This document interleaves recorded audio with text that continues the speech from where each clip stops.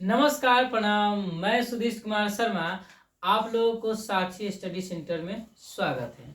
आइए आज हम लोग जानते हैं, सिद्ध करें कि किसी समांतर चतुर्भुज का कोई भी कर्ण इसे दो सर्वांगसम त्रिभुजों में बांटता है।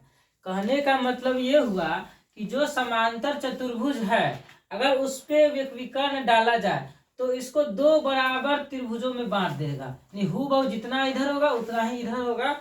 यही हमको सिद्ध करके दिखाना है। आइए इसे प्रमाणित करते हैं। चलिए, सबसे पहले जो कहता है उसको हम सारांश भाषा में लिखते हैं। क्या कहता है कि ABCD एक समांतर चतुर्भुज है।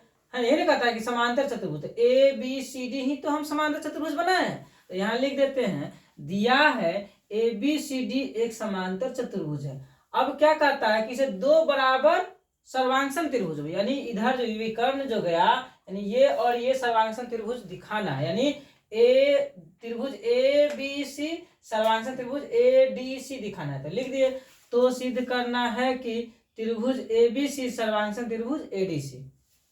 ठीक है, इसके बाद हम लोग रचना किए हैं। क्या रचना किए? विकर्ण AC को मिला दिए हैं। तो यहाँ लिख दिए विकर्ण AC को मिलाया।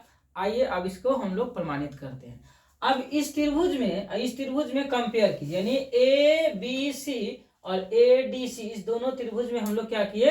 कंपेयर कर रहे हैं। कंपेयर किए तो क्या देखे पता है? देखिए, ये जो कोण दिखाई दे रहा है, ये कोण इस कोण के बराबर होगा।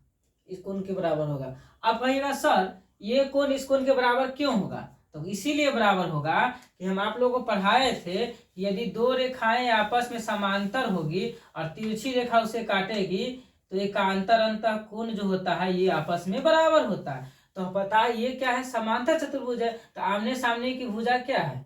समांतर होगी। तो समांतर ये रेखा आपस में समांतर है, ये तिरछी रेखा काट रही है, तो ये कोण और ये कोण क्या होगा? आपस में बराबर, क्योंकि एकांतर अंतः कोण बना रहा है। यानी कोण BAC और कोण DCA आपस में बराबर होगा। तो कोण BAC बराबर कोण DCA कैसे हुआ? एकांतर अंतः कोण से, है ना।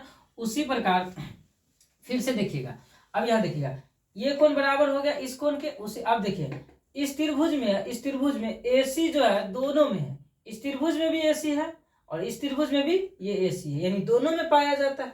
यानी AC बराबर AC हो सकता है क्योंकि दोनों में है। AC बराबर AC क्यों हुआ? क्योंकि वह उभयनिष्ठ है, इसीलिए लिख दिए हम लोग AC बराबर AC, है ना।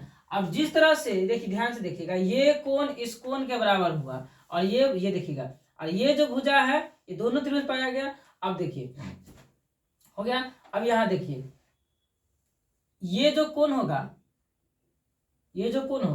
अब इस कोण के बराबर होगा। ये जो कोण होगा ना अब इस कोण के बराबर होगा। देखिए कैसे हुआ। फिर उसी तरह से देखिएगा, ये रेखा आपस में समांतर है, तो समांतर रेखा है तो ये कोण भी तो बराबर होगा। ये कोण और ये कोण भी आपस में क्या होगा?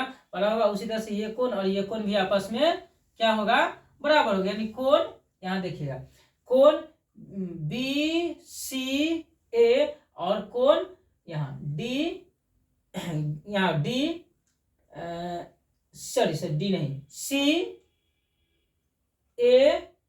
CAD, है ना। CAD या DAC भी कह सकते हैं, DAC। यानी ये कोण और ये कोण बराबर हुआ और ये कोण और ये कोण क्या हुआ? बराबर। यहाँ जो हम बताए हैं BCA बराबर कोण DAC, ये भी कैसे हुआ? एकांतर अंतः कोण से हो गया, है ना। तो आप गौर से देखिएगा, एंगल साइड एंगल दोनों आपस में क्या हो गया? ये एंगल इस एंगल के बराबर हुआ, ये साइड इस साइड के बराबर हुआ और ये एंगल इस एंगल के बराबर हुआ, है ना। यानी एंगल साइड एंगल से ये दोनों त्रिभुज आपस में क्या हो गया? सर्वांगसम हो गया।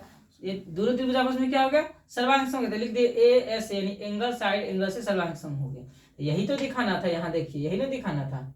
ADC कहिए या CDA कहिए, दोनों बात बराबर है। यहाँ CD ही लिख दीजिए क्योंकि यहाँ CDA का लिखे हैं, यहाँ CDA लिखे थे, यहाँ भी CDA ही लिख दीजिए। ADC भी लिखिएगा तो कोई दिक्कत नहीं है, तो लिख दीजिए, कोई दिक्कत नहीं है, CD।